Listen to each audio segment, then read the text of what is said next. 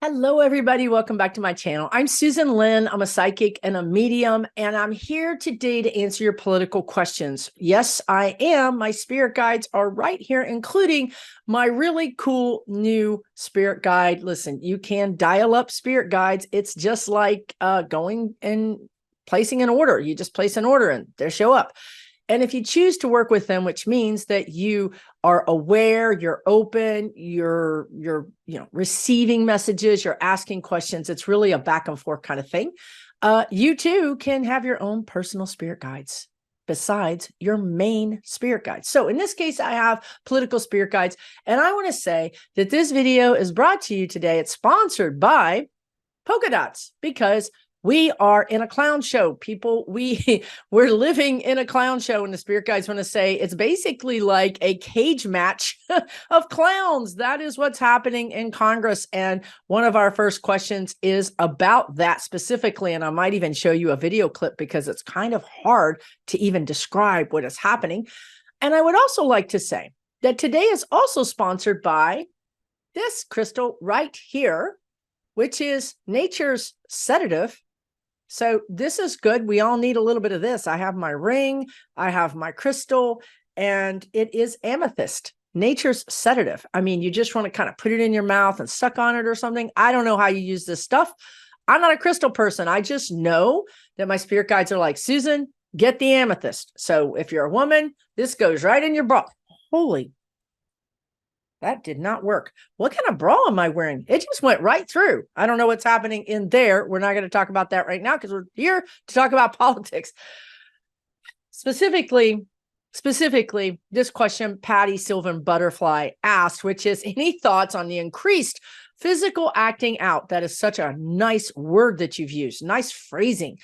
Recently by Republicans, McCarthy, and she says parenthetically, McCarthy assaulted Senator Mullen, McCarthy assault and Senator Mullen trying to fight a witness. Is this just for show, or will we see more Republican altercations? Patty, this is not for show. This is a cage match clown fight. So the allegation is that while Tim Burchett was being interviewed by an NPR reporter, McCarthy walks by and elbows him in the kidney. Now, the NPR reporter witnessed the whole thing because Tim Burchett was shoved into her. He literally, it was enough that he lost his footing and literally got pushed towards her. So she saw the whole thing, eyewitness. Tim Burchett turns around to McCarthy and says, hey, what's the problem? And then realizes that McCarthy's walking off, and I'm going to say energetically, I'm seeing McCarthy walk off in a huff, like a kind of a male gorilla kind of walk, like I'm the king of the forest. Well, that made Tim Burchett mad, and he started running, chasing McCarthy. These are House Republicans, folks. And Claire, the reporter, chased them, but didn't have this on video. And Burchett accused McCarthy of elbowing him in the kidney, a straight shot to my kidney. Well, of course, McCarthy didn't even reply, which didn't make it any better, right? McCarthy didn't turn around and say, oh my gosh, I must have tripped. I mean, he could have been coy about it. And this is something that you guys, that we should all be aware of, right? Is that he had an opportunity to play it off and he didn't. That was a choice. This was a very determined and planned out event that took place, and he had a choice about how to react to it. You can't tell me that if you're on the Hill and you were a former speaker that you wouldn't recognize this reporter. He could have done this in private. He could have done this on when no one was around. Certainly not when a reporter was standing there. So this is all optics. And I think you talk about that. Is it just for show? I think Patty's catching on. This is optics. But I also want to say it's not for show. I mean, it is for show. McCarthy did it for show. The thing the spirit guides want to say is this is all coming to the surface. So these are things that would normally be happening in the back rooms, in the private text or phone calls, privately in their meetings. And now it's all out there for the world to see. This is a public maneuver that McCarthy wants to send the message to somebody publicly. So what I'm getting right now is, it's like they keep telling me this. I don't know why, but this is a statement that they've used on again, off again over the period of almost a year. And they want to go back to Indigenous or Native Americans saying counting coup. So counting coup is a very brave thing. You run up or ride up to your enemy and you touch them, but you do not harm them. And then you come back to your side unharmed as well. It's a show of force. It's a show of, being better than, being stronger than, being more strategic than. I'm wondering if we're going to start hearing this in some sort of bigger platform in a media situation, because this is what McCarthy did. He walked up in full public while this man was being interviewed by a reporter and elbowed him in the kidney or in the back and walked off and refused to be coy about it. So what I'm getting right now energetically is that this is not over. What the guides are saying, this is not over. Why did McCarthy do that? Well, because it's about being public. He wanted to make a public statement. Obviously, there's some inner real struggles for power here. And Tim Burchett even says himself, McCarthy's got like many millions of dollar war chest and a professional security team. He says this on this video. And we've talked to you before about how the only reason Mitt Romney is stepping down is because at one point not the only reason, there's a host of reasons, but certainly this had something to do with it. After Jan 6, and he came out against Jan 6, he told the guy writing his book, and he's been very public about this as well, that he had to hire $5,000 a day security detail for him and his family. And he flat out said, these other senators or even House members can't afford that. But this is what this man had to do to be safe.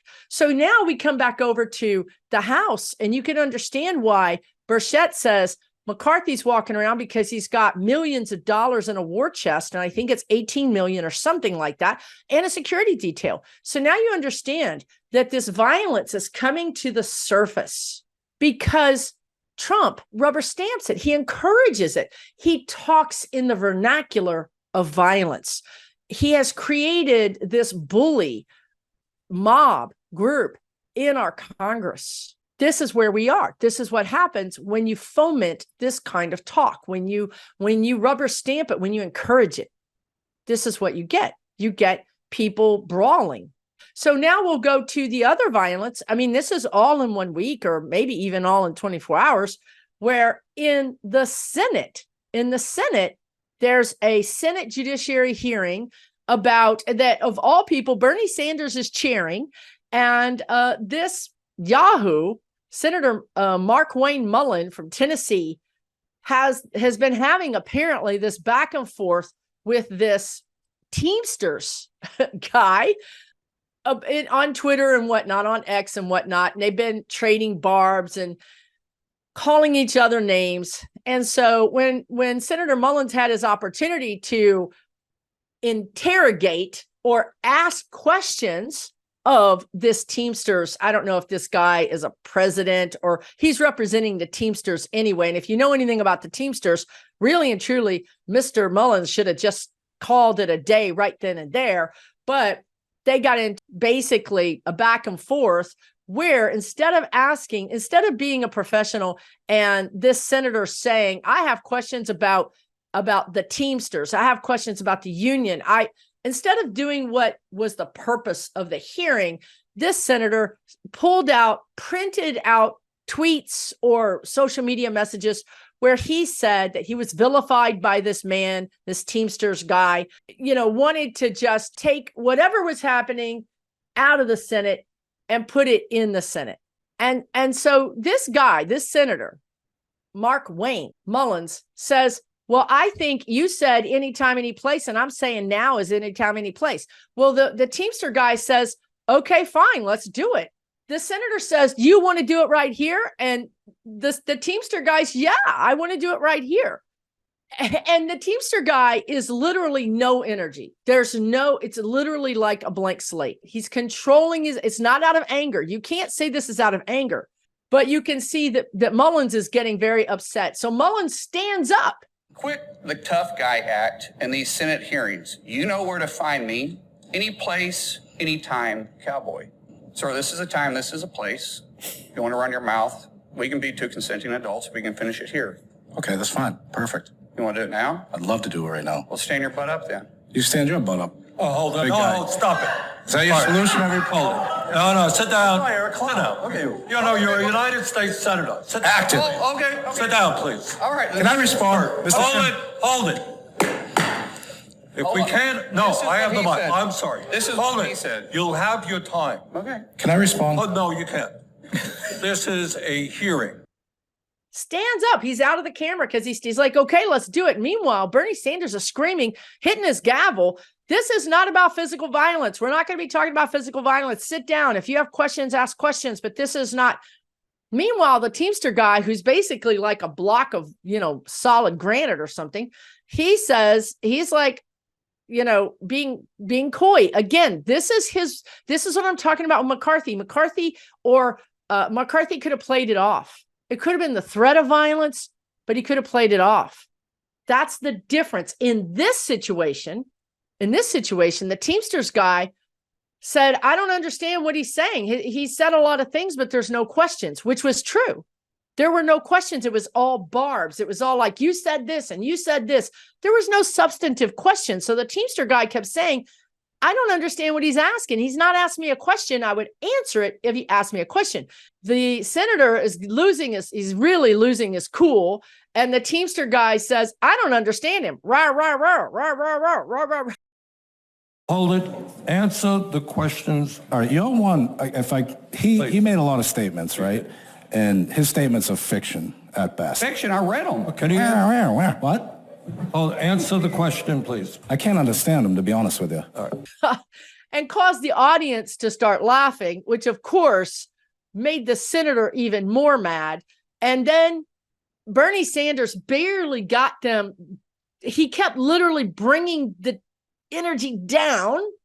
You can watch the whole video. Just search on YouTube, the Mark Wayne Mullins Senate and Teamsters. You'll see the whole video, but it ends like this. And this is where this is sort of really important to you, because it ends like this with the Teamsters saying, let me back up and say that the senator was saying, I want to basically have a cage match with you, and we'll do it for charity, and we'll do it at a firefighters charity in Tennessee.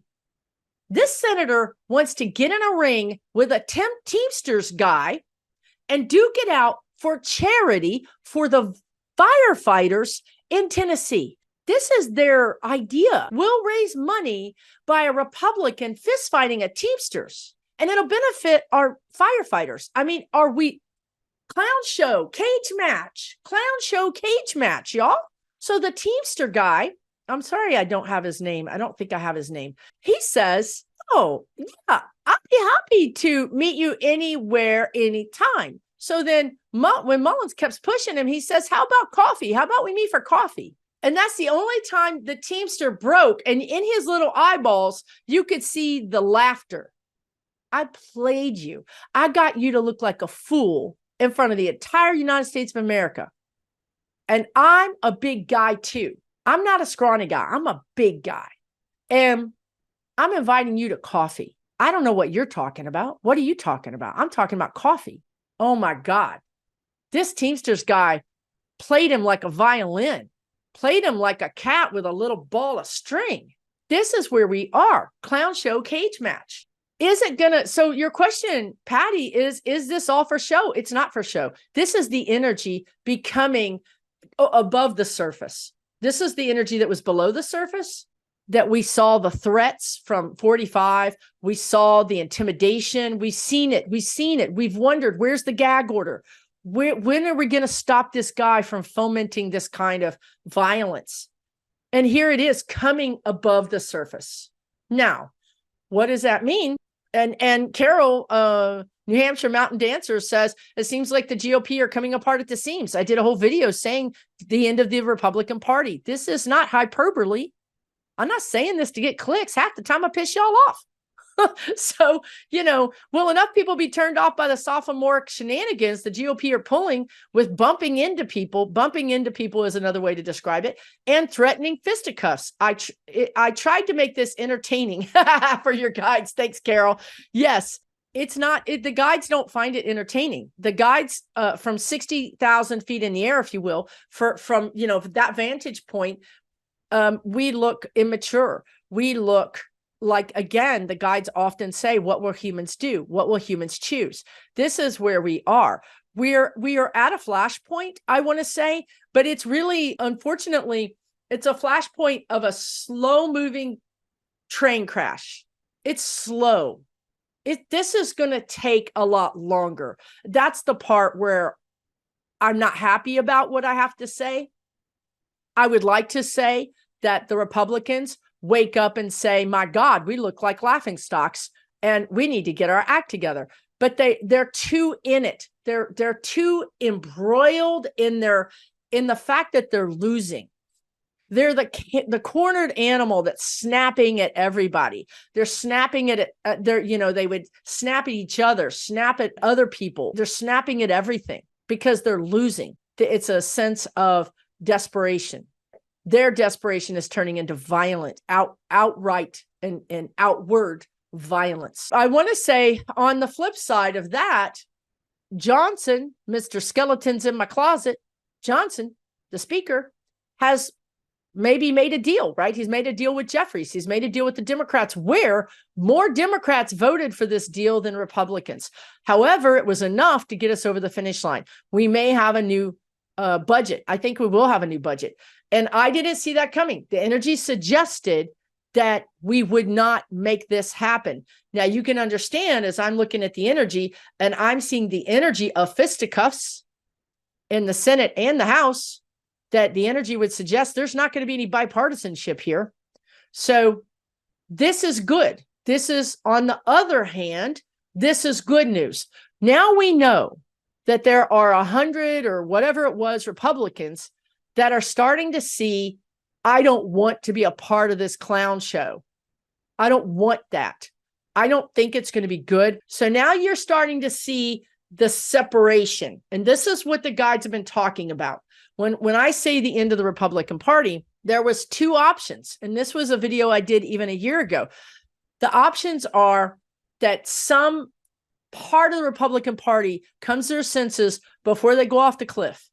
Off the cliff means the party is annihilated. Like, we're not even sure that it can be on life support, that it might actually be rebranded with a new name even. That sounds crazy. It sounds crazy. However, look at where we are. Did anybody ever think we would be here? From this vantage point of where we are, I would submit to you anything is possible. The other option was that there would be a separation, that some smaller and all we need is a small group because they can vote with the Democrats. We don't need a majority. We don't need a majority of Republicans to get things done. We just need a small group.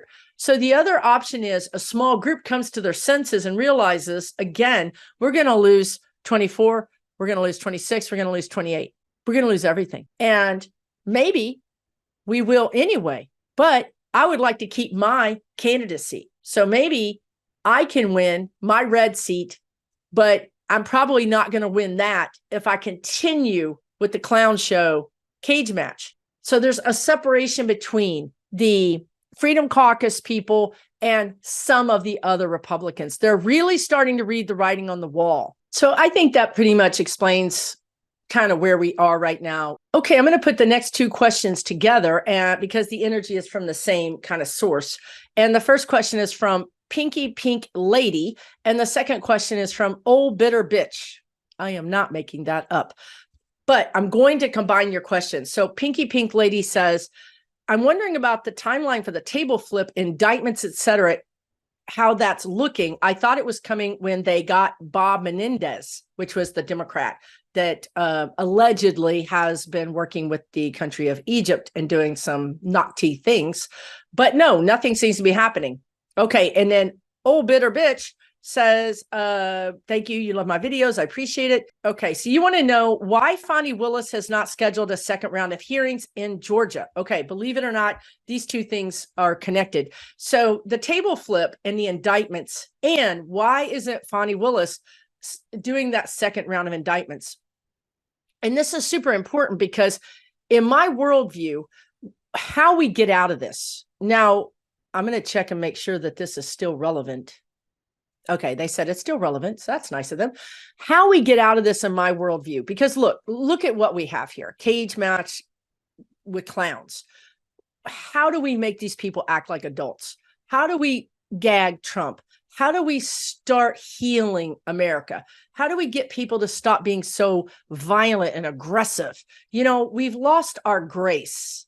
There isn't that, hi, let me in at, the line and the traffic. Instead, it's, I'm not letting you in. And then I'm going to pull over and have road rage. We've lost our grace. We've lost our manners. We've lost our humanity. And that's a blanket statement. That's not really true. And that's the problem. We feel like it's true because social media and news is 24/7 and they only show us that.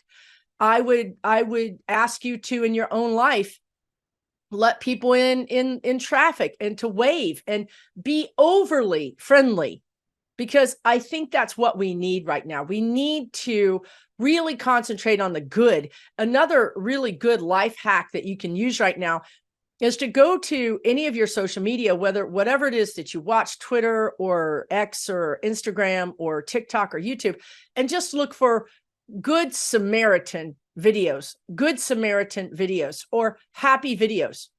Change your mood, change your energy, raise your vibration. It's going to really help. Now, why this hasn't happened yet is because I didn't understand. I really, how do I describe this? Okay, let me go back. The thing that's going to really help us get out of this is that we have to indict people. And this is something the guides have always said. We have to find crimes. We all thought certain things were crimes. It turns out they're not crimes. It turns out that these Republicans are doing things that nobody's ever done before, and the Constitution is a very old document, and it doesn't take into account that anybody would do these things. And also the Republicans hire these constitutional scholars that go through our Constitution and the amendments and just find the weak points, the gray areas, the areas that have not been tested, and they exacerbate them. They crime through those gray areas, knowing that they've stacked the court, knowing that they've stacked the Supreme Court, knowing that if it goes to the courts, which it will, because it's a gray area, because there's no precedent, that they're going to have a pretty good chance of having a judge that they seated that may be on the take. So this is why we haven't flipped the table. This is why you see Fani Willis and Jack Smith moving at what could be what we think is a snail's pace. But what is going to save us, and maybe that is hyperbole, right? But that's how I feel. What is going to remedy the situation, is what the spirit guides would say, because they're not emotional, is that these people pay a price for their crime. So Trump pays a price for his crime. Any congressperson, any senator, any judge, any citizen, regardless of their status, that was involved and has been found guilty by a jury of their peers, pays a price. This, my friends, is what's going to put our boat back on calmer water. This is what the guides have always said from the beginning. We have to catch these people with crimes, because a lot of what they did was gray. Maybe not in your mind, maybe not in my mind, but by our laws, gray. By the Constitution, gray. Then it becomes a legal sparring match to decide what that law really means. What does the Constitution really mean in this situation? And we all know where that goes, to the Supreme Court. We know we're in a minority. Therefore, What solves it is these House and Senate and anybody going to jail. That's the thing that I've seen from the very beginning. The thing that I've really gotten wrong is the timing of it. I honestly thought all of this was going to happen much faster. Now, we're not completely off the time. Did my light just get brighter? Did y'all see that? Because I think it did. How we get through this is these people getting put in jail. And then what that does is it causes the other Republicans to realize, oh man, I'm running with a bad crowd. I'm running with a crowd that's going to jail. I better clean up my act, and I better act like a good little girl or a good little boy, right? I better act like a good little girl, a good little boy, so that I don't get in trouble. And then from there, we see this bipartisanship. This has always been what they've told me. They're still going with that. And they want to say that we're not that far off the timeline. So the timeline that they've given me and I've given you over the last year is March of 24. They've always told me, and look, I'm waiting along with you. I mean, I would rather not wait till the last minute because that might have some adverse effects on my own nervous system, but here we are. March of 24 is indictments, not charges, but indictments. So we already know Trump has been charged. We already know that. There is time right now for them to roll out, like for Fani Willis for this question, to roll out some more charges. And those charges could end up in court by March. They could be convicted by March, April, May at the latest June. Well, that's too late for the primaries, but it's not too late for the election. If you're convicted, you cannot run as a congressperson or a senator. So again, into the Republican Party. That's what I'm waiting for. And that's what feels like is taking too long. But the guides are saying we're on our timeline. It's just messy. And the other thing I want to say is I underestimated the legal finesse that has to happen. You see this very finessed stepping forward from Jack Smith because he cannot take a swing and miss. I don't want him to rush. I want him to make sure that he has all his ducks in a row before he takes that swing. And that's what you're seeing here. You're seeing methodical, finessed movements, almost like he's sneaking up on his enemy. Don't underestimate. I know that Trump hires these five and dime lawyers. Don't underestimate Trump. This man, you don't get to this stage in the game through so many lawsuits. You know, how many hundreds of lawsuits has he had against him that he's won or played out where the person ran out of money? Don't underestimate him. He's a worthy opponent. The guides are saying he's a worthy opponent to Smith. If nothing else, he has some, and I've said this before, they reminded me, he has some sort of extra arrows in his pocket. He has some extra, cards to play. He might be playing all the crazy cards, all the silly cards. He might be trying to run out the clock. When you're not going to play your best cards first. And I think he could pull out I really feel like, and I've said this before too, that reminded me, he could pull out some sort of top secret. I've said this at least 3 times. Some sort of top secret thing that he goes to Jack Smith's office and he says, checkmate.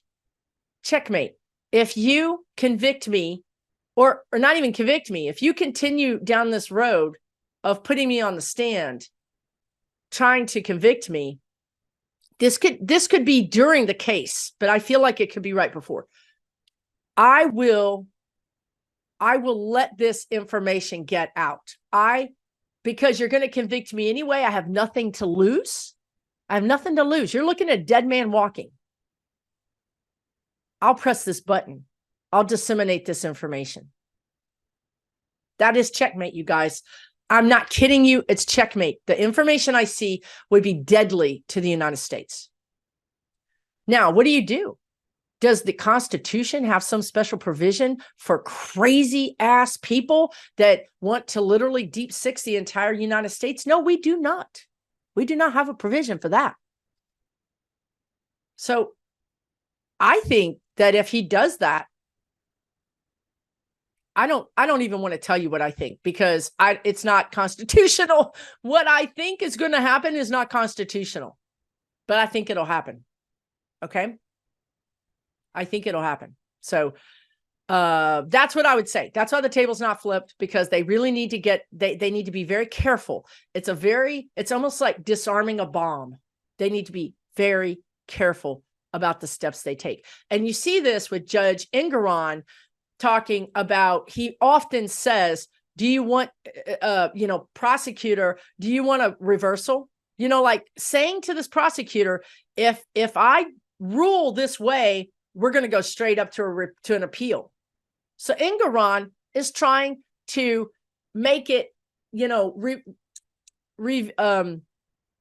make it not possible for that to go to repeal. He's trying to make it repeal proof. So he's often saying, do you want a reversal?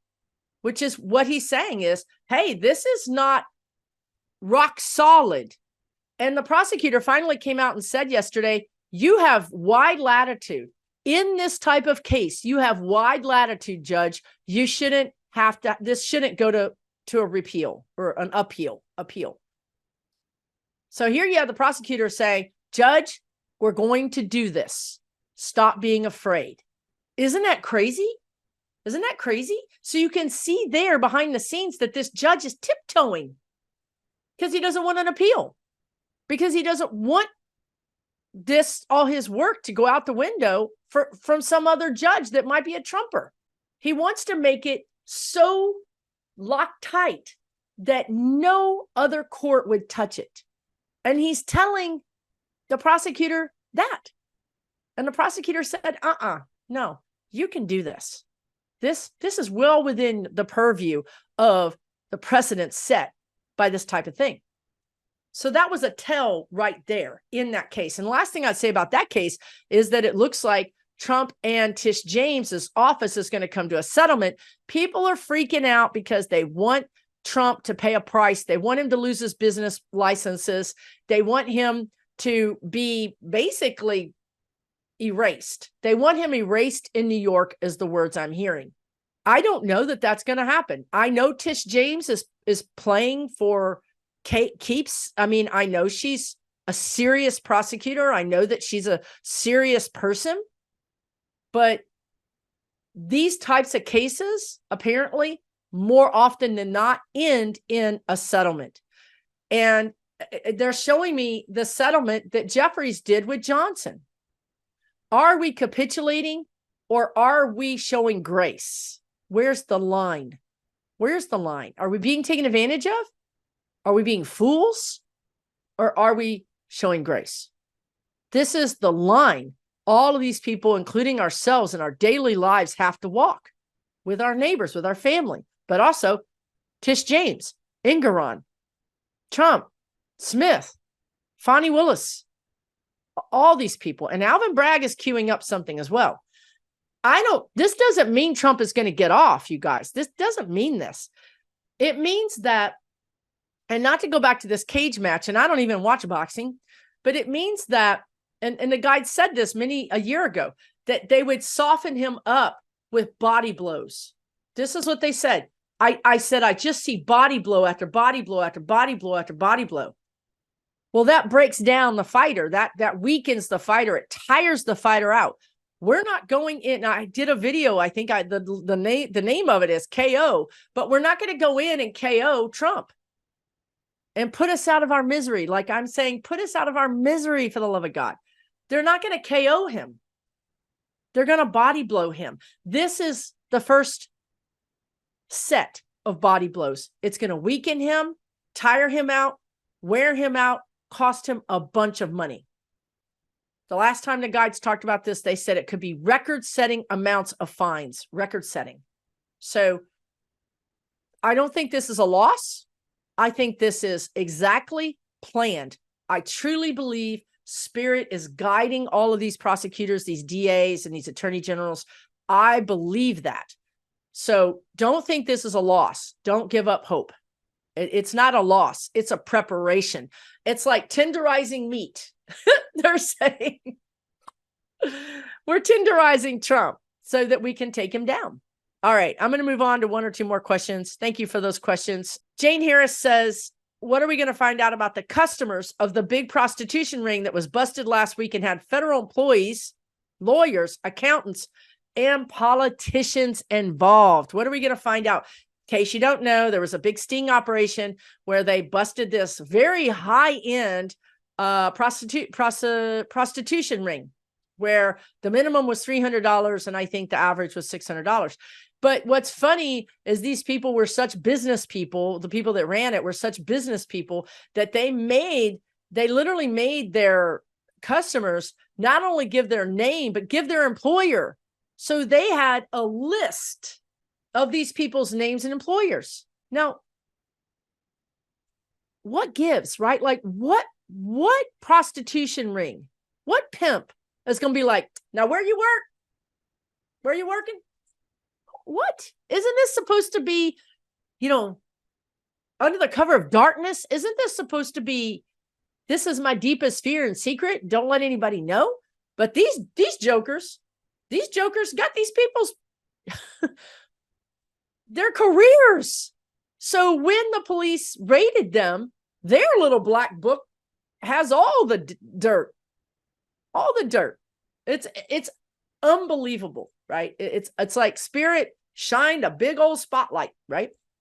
So what will happen with these? Really, what I'm getting is you're not really going to hear too much about the federal employees. You're not going to hear too much about the lawyers or the accountants. I think you're going to hear a little bit about, so also I want to say that one of these rings was near DC. That's why this is important. When you say DC area, it wasn't in DC. I think it was in Virginia, but it was considered close enough to DC that it could involve politicians. I feel like there will be a politician or two, but I don't think they're going to be, wait a minute, is it going to be big names? It's going to be names we've heard of. Maybe not big names. I'm just looking at that. I'm seeing backroom deals. I'm seeing payoffs. I mean, now, not before, now. Like, I'm Joe Blow politician and I got caught with this prostitute, and now I've got to decide, am I going to step down? And maybe that's why Manchin stepped down all of a sudden. That's kind of interesting. That was right after that. So that was surprising. I'm saying allegedly and for entertainment purposes only, but I also see Manchin really being tied up with no labels. And I see him really being groomed for president. I don't think he'll ever be president, but I think that they feel like that's their best bet. Now, I know everybody says everybody hates Manchin. Who's everybody, y'all? Y'all talking to the Trumpers? I'm telling you, they're going to remake him, rebrand him. They're going to put lipstick on the pig. They're going to put an R on his chest or an NL on his chest, and they're going to repurpose him. They're going to remake him. Really and truly, the energy is super strong around that.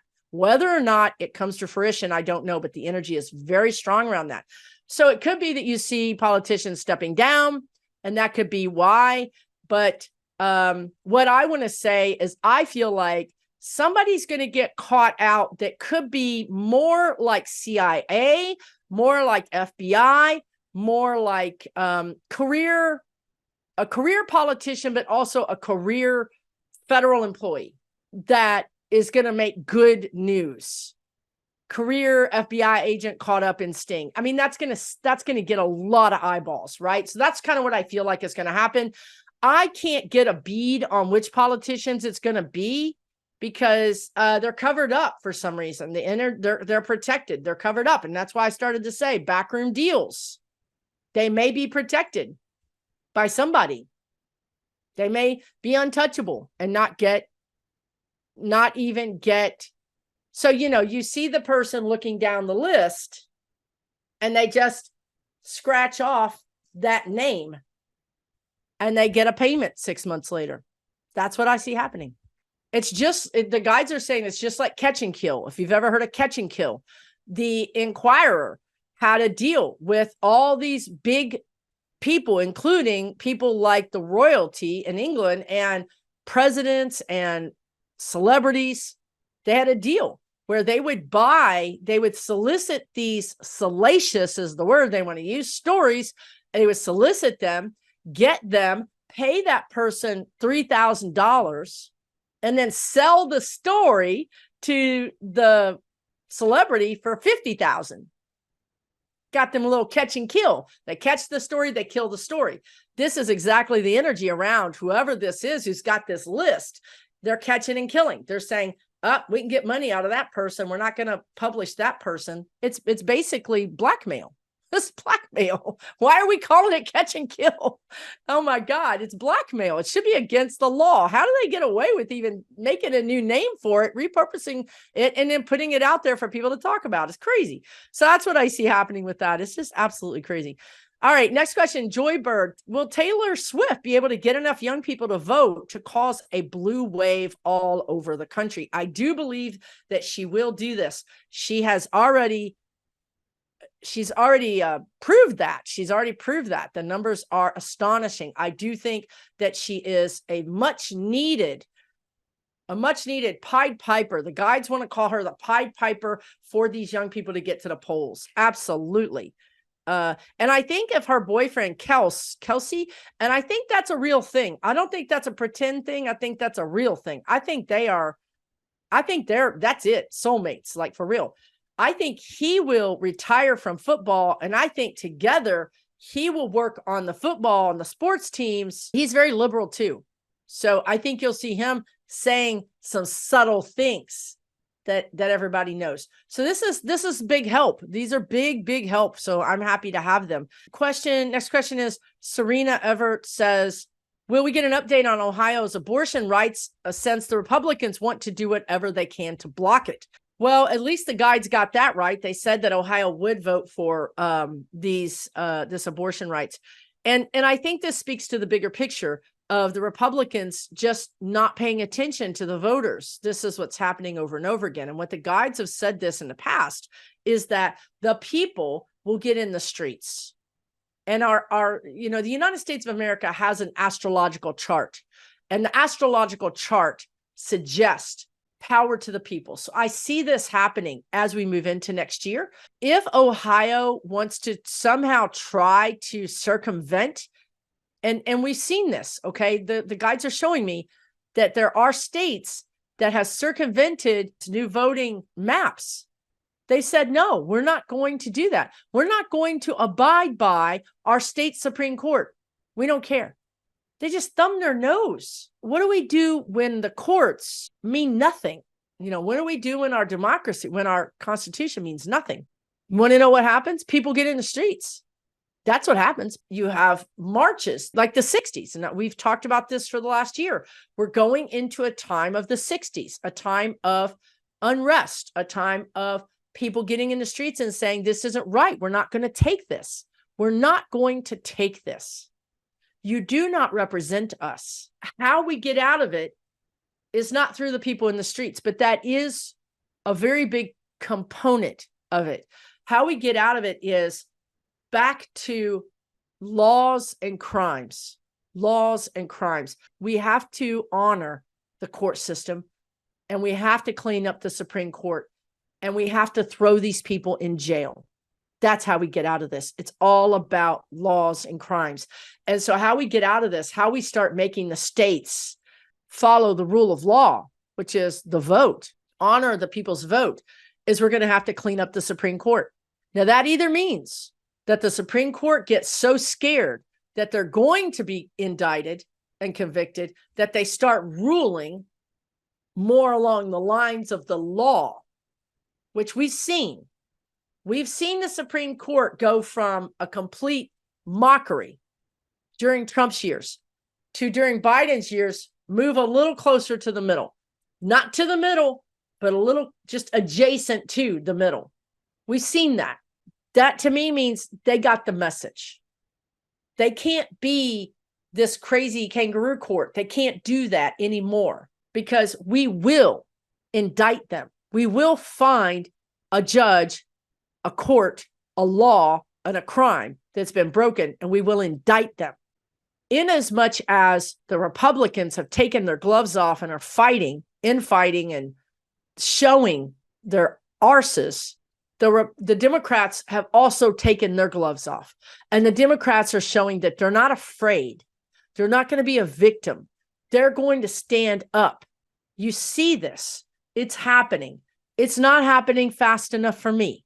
It's a slow-moving train, but it is happening. So I do see this. I do see this eventually coming to a head. That's the train slowly crashing into the wall. That's where we have to hit rock bottom, people. We have to hit rock bottom. We're addicted to rage. We're addicted to mob rule. We're addicted to bullies. We think it's a good thing. We're addicted to this stuff. We've got to get, our addiction has to be so out of control that we hit the bottom. From the bottom is where we pick ourselves up, we rebuild, and we come out of this a better, stronger nation. I truly believe that. But right now, we're in that free fall to the bottom, and it's scary and it's ugly. It's nerve-wracking, but it's for a purpose. We have to let this play out. So I feel like in the end, and the guides have always said this, the guides predicted we would lose Roe v. Wade. They predicted we would lose it. This is back when I had to invent 1-800-SPIRIT guides, press 1 for complaints. So I tell you guys what I get. Sometimes I'm wrong, sometimes I'm right, but I'm trying to interpret the energy the best I can. I believe we're going to get Roe v. Wade back, and it's going to be the law of the land, which means it's going to be upheld by the Supreme Court. Either these jokers can get in line and do what the will of the people, or they can be removed from the Supreme Court. That also means that Biden is going to consider expanding the court in 2024 and 25. If we can't solve this way, we'll expand the court, because we cannot operate like this. Our democracy is breaking down, and we're going to hit rock bottom at some point. We're going to pick ourselves up, dust ourselves off, and we're going to be better for it. Okay. Let's see. One more question. They're pretty tough questions you guys have here. So for part 2, it's going to be pretty deep as usual. So I'm going to just go with this one. Your question is from user. You don't have a name. Hello, Susan. I'd like to know what ordinary people can do to help make peace in Gaza and Israel. What impact do light workers really have in this case?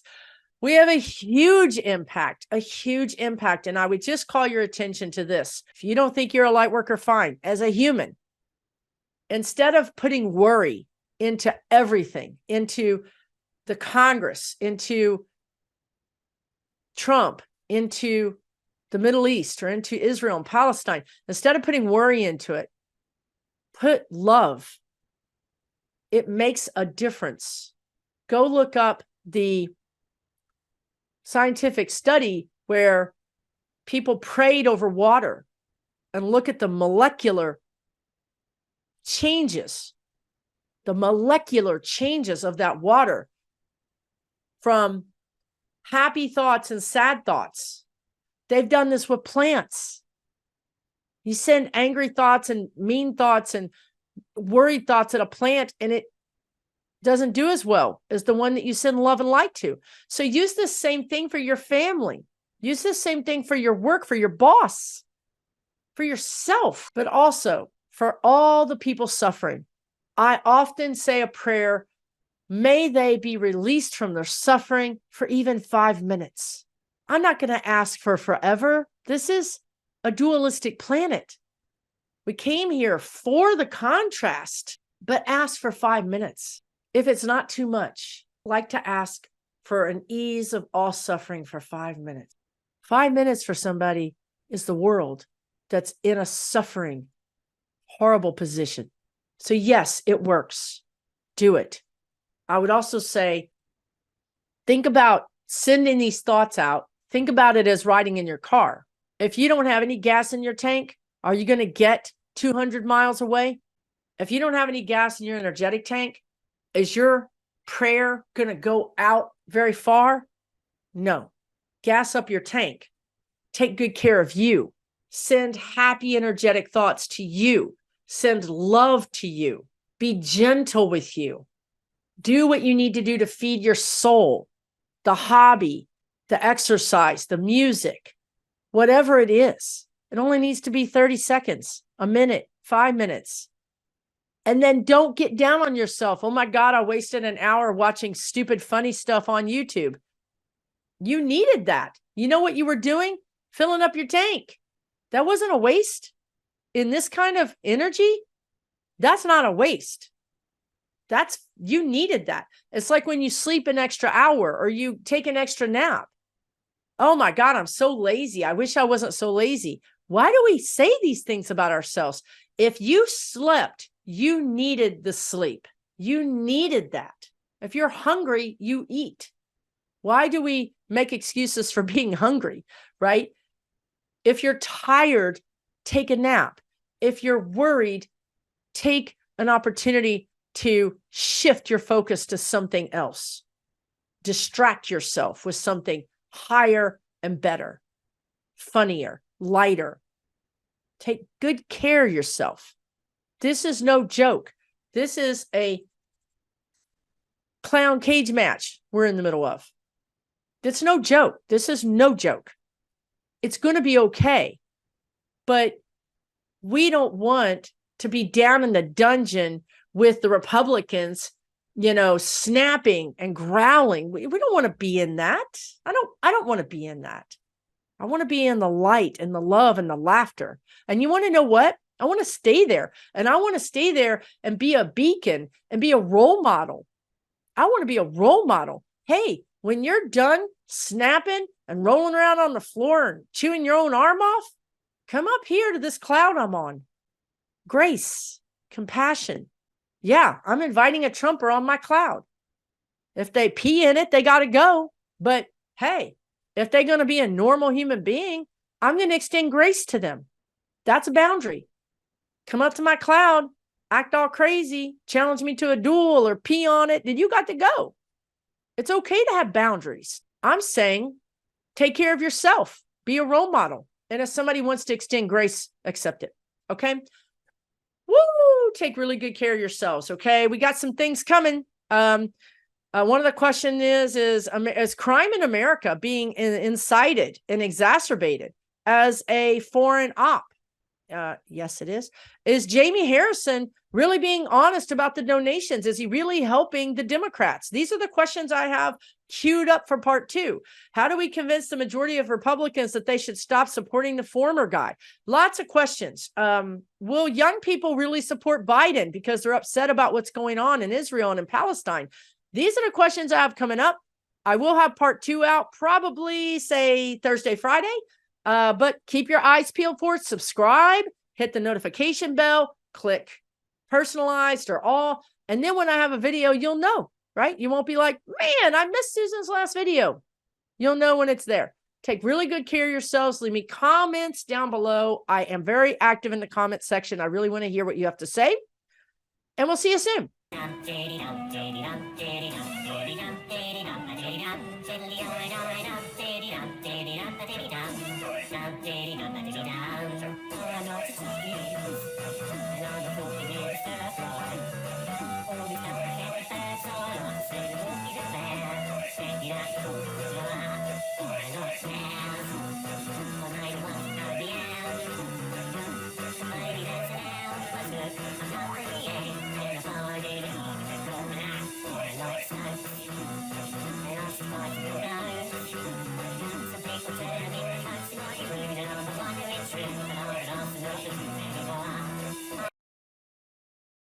For entertainment purposes only.